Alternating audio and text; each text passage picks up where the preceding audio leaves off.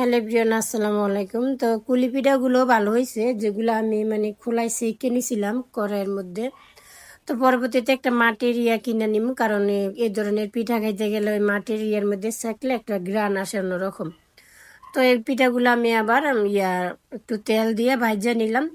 কিন্তু একই জিনিস কিন্তু দুই রকম। আমি একটা হয়েছে যে খোলার মধ্যে কড়াইয়ের মধ্যে সেঁকে নিছি, আর এটা হয়েছে যে তেল দিয়ে ভাজে নিলাম। তবে খাইতে এক একটা একটু এক এক রকমের স্বাদ হইব।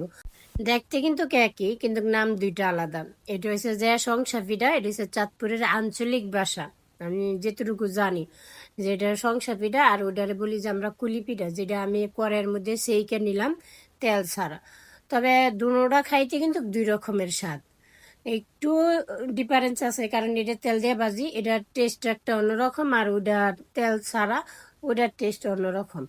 তবে নারকেল কুলির কিন্তু এমনিতেই অনেক গ্রান হয়, আর শীতকাল হয়েছে যে পিঠা খাওয়ার জন্য অন্যরকম। শীতকালে কুলি পিঠার কোনো তুলনাই হয় না। এই পিঠাগুলো ভাজা হয়ে গেছে হালকা বাদামি কালার। তো সম্পূর্ণ পিঠাগুলো আমি উঠাই নিব, উঠাই নিয়ে যে কুলার মধ্যে রয়েছে যেগুলো আমি ভাজি নেই এখনো, ওগুলা দিয়ে দিব।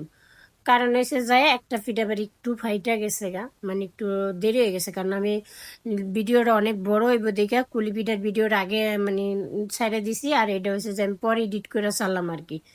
কারণ এসে যে অনেক বড় হয়ে যাবে, আর ভিডিও দুই আইটেমের পিঠা বানাইতে যে অনেক সময় লাগছে। আর তাছাড়া এসে যে এমনিতেই তো বেলকুনিতে রাঁধতে গেলে বাতাস, আর এত এই পিঠাগুলা বাজলেই কিন্তু শেষ। আর এমনিতে আগের চেয়ে একটু বাতাসের ইয়েটা অনেক বাড়ছে, কিছুক্ষণ পর পরই চুল অনেকটা ধুমে। আর এই খোলা পিঠা নামাইলেই কিন্তু শেষ। তো যেহেতু আমি এটা দিয়ে দিছি, তো কিছুক্ষণ পর একটু উল্টাই দেবো, দুইবার উল্টাইলেই হয়।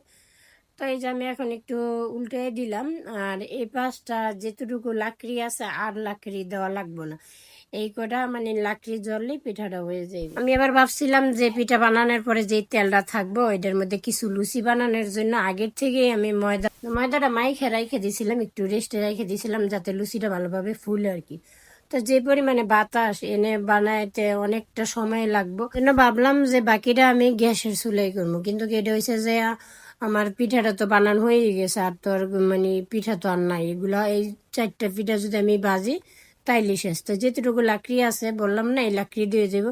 তা আলহামদুলিল্লাহ এই যে আমার পিঠা বানানো একদম কমপ্লিট, সুন্দর মতো একবারে হালকা বাদামি কালার। একবারে আমি বেশি ভাজা করছি না, ওরকম ভাজা আমার একদমও ভালো লাগে না খাইতে। তো এই যে কমপ্লিট।